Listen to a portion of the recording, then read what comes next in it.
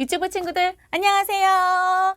자, 오늘은 어제에 이어서 사사기 14장 읽을 차례입니다. 전도사님과 함께 읽기 전에 우리 무엇을 해야 되죠? 그래요. 기쁨이 선생님과 함께 찬양하는 시간 가질게요. 우리 선생님 불러봐요. 기쁨의 선생님.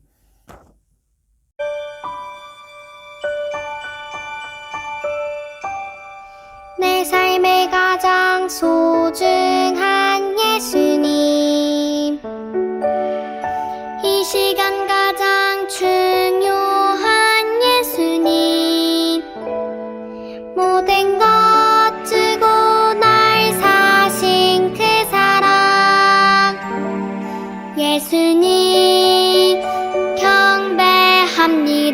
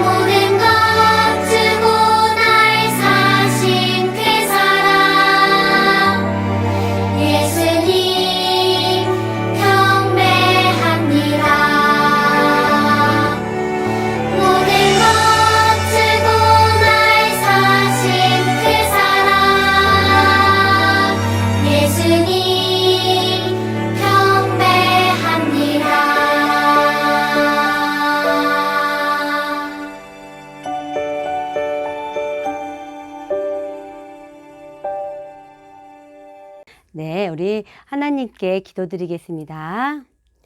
사랑의 하나님 아버지 참으로 감사합니다.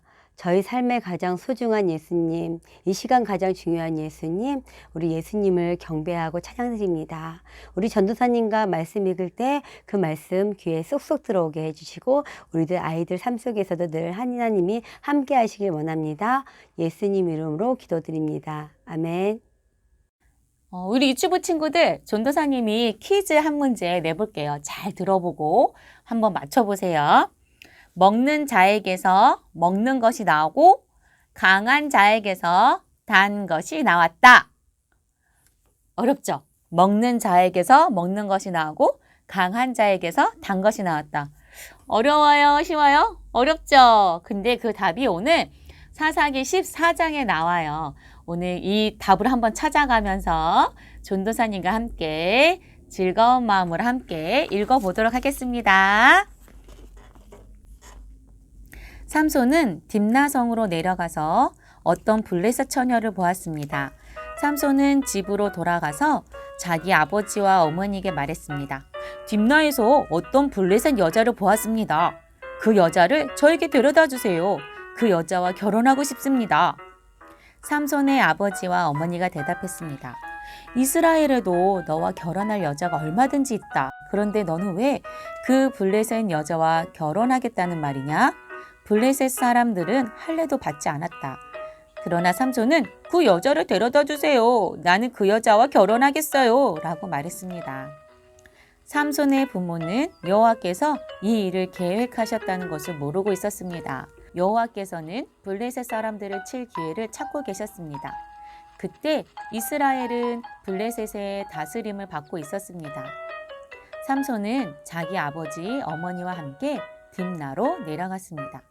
그들은 딥나에서 가까운 포도밭에 갔는데 그때 갑자기 한 어린 사자가 으르렁거리면서 삼손에게 다가왔습니다. 여호와의 영이 삼손에게 들어가자 삼손은 큰 힘을 얻었습니다. 삼손은 마치 염소 새끼를 찢듯이 맨손으로 그 사자를 찢어버렸습니다. 그러나 삼손은 자기가 한 일을 아버지와 어머니에게는 말하지 않았습니다. 삼손은 딥나성으로 내려갔습니다. 삼손은 딥나성에서 블레셋 여자를 만나 이야기해보고 그 여자를 더욱 좋아하게 되었습니다. 며칠 후 삼손은 그 여자와 결혼하기 위해 다시 딥나로 갔습니다. 딥나로 가는 길에 삼손은 자기가 죽인 사자가 놓여 있는 곳으로 가보았습니다. 사자의 몸속에는 벌떼가 있었습니다. 그 벌떼는 꿀을 만들고 있었습니다. 삼손은 그 손으로 꿀을 떼어내어 걸어가면서 먹었습니다. 삼손이 자기 부모에게 그 꿀을 들여서 그들도 꿀을 먹었습니다. 그러나 삼손은 그 꿀이 죽은 사자의 몸에서 떼어낸 것이라는 말은 하지 않았습니다. 삼손의 아버지는 블레셋 여자를 보러 내려갔습니다. 그때는 신랑이 아내가 될 처녀의 동네에서 잔치를 베푸는 것이 관례였으므로 삼손은 거기에서 잔치를 베풀었습니다. 사람들은 삼손에게 30명의 젊은이를 보내 그와 즐겁게 지내도록 했습니다. 그때에 삼손이 블레셋 사람 30명에게 말했습니다. 내가 수수께끼를 하나 내겠소.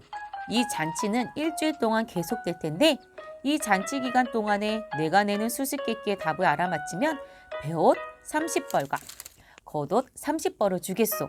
하지만 답을 알아맞히지 못하면 당신들이 나에게 배옷 30벌과 겉옷 30벌을 줘야 하오.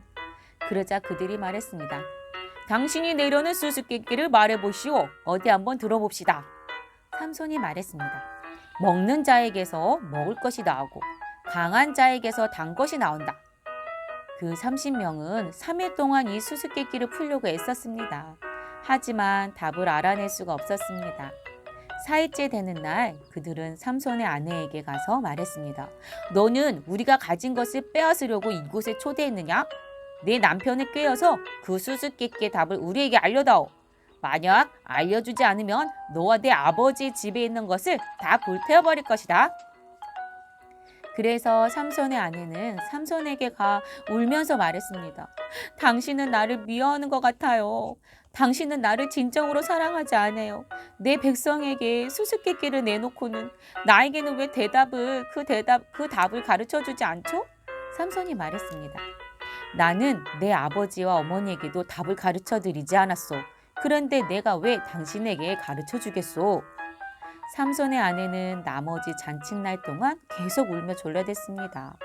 그래서 삼손은 7일째 되는 날 마침내 답을 가르쳐주고 말았습니다. 그것은 그동안 그의 아내가 계속 귀찮게 굴었기 때문입니다. 그러자 삼손의 아내는 자기 백성에게 그 수수께끼의 답을 가르쳐 주었습니다. 잔치 7일째 되는 날 해지기 전에 블레셋 사람들이 삼손에게 와서 수수께끼의 답을 말했습니다. 꿀보다 단 것이 어디 있느냐? 사자보다 강한 것이 어디 있느냐? 그러자 삼손이 그들에게 말했습니다. 당신들이 내 암송아지로 밭을 갖지 않았더라면 내 수수께끼를 풀지 못했을 것이다. 그때에 여호와의 영이 삼손에게 임하여 삼손에게 큰 힘이 생겼습니다. 삼손은 아스글론 성으로 내려가서 그곳에 있던 30명의 사람을 죽이고 그들이 가진 옷과 재산을 모두 빼앗아 수수께끼를 푼 사람들에게 주었습니다. 삼손은 몹시 화가 나서 자기 아버지 집으로 돌아갔습니다. 삼손의 아내는 그의 결혼식에 참석했던 사람 중에서 삼손과 제일 친하게 지냈던 친구에게 주어졌습니다.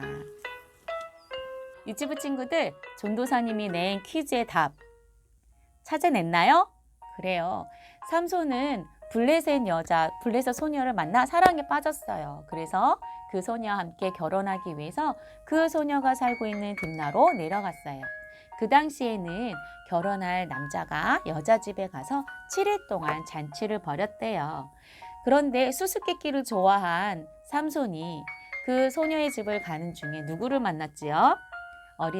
어린 사자를 만나요. 그리고 하나님께서 그에게 힘을 주셔서 그 위험으로부터 보호해 주세요. 그리고 나서 다음에 그 사자와 대결했던 곳을 가보니 사자 몸 안에 벌들이 꿀을 모으고 있었어요. 그래서 결혼식 하는 그 잔칫날 때 이 수수께끼를 내지요. 하지만 이 수수께끼를 풀지 못한 블레셋 사람들이 우리 삼손의 아내에게 말을 하죠. 너 가르쳐주지 않으면 너희 아버지 집을 불탈 거야 라고 협박을 해요. 그래서 이 분이 울면서 삼손에게 결국 그 답을 알아내고 그 답을 블레셋 사람들에게 이야기해주고 결국 삼손은 자신이 낸 퀴즈를 블레셋 사람들이 자기 아내를 통해서 그 답을 찾았다는 것에서 매우 화가 나고 집으로 돌아갔다는 내용이에요. 자, 그러면 전도사님이 이번에는 전도사님이 한번 퀴즈를 한번 내볼게요. 아까는 삼손이 낸 퀴즈였는데 자, 이거는 여러분도 다 맞힐 수 있을 것 같아요. 우리의 죄를 위해서 하늘의 자리를 버리고 이 땅에 오셔서 우리의 죄를 위해서 십자가에 죽으시고 3일 만에 부활하신 분. 그분은 누구일까요? 맞았어요. 바로 예수님이세요. 예수님은 삼손과 같이 세상의 것을 사랑하고 좋아하는 것이 아니라 오직 하나님의 것을 사랑하고 하나님의 말씀을 순종하는 삶을 사셨어요. 그리고 하나님께서 계획하신 십자가를 통해서 우리를 구원하겠다는 그 뜻을 다 이루셨어요.